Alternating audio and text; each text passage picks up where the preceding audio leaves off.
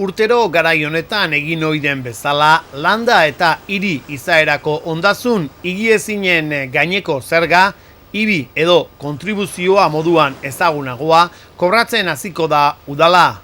Ordaintzeko borondatezko epea maiatzaren 15-tik ekainaren 30 bitartekoa izango da.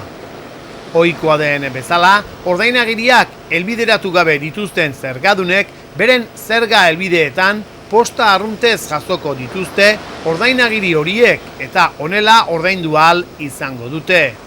Udalaren irubebikoitza.zarautz.org web orrialdean bitartez, nire ordainketa jartzen duen lekuan. Kutxazain automatikoen bidez halako zerbitzua duten aurrezki kutxa eta bankuetan. Aurrezki kutxa eta bankuetako bulegoetan, udaletik bidalitako ordainagiri osoa aurkeztuta.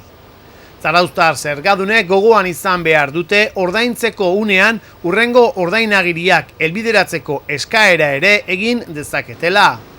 Udalaren ustez ordainketa modu hori erosoena da guzientzat. Zergadunak ekainaren 9 bere helbidean ordainagiria jasotzen ez badu, udaletxeko zergak bilketa bulegoan bertan, Zigordia kaleko 33an eskatu beharko du, edo bestela irubebikoitza.zarautz.org web orrialdearen bitartez.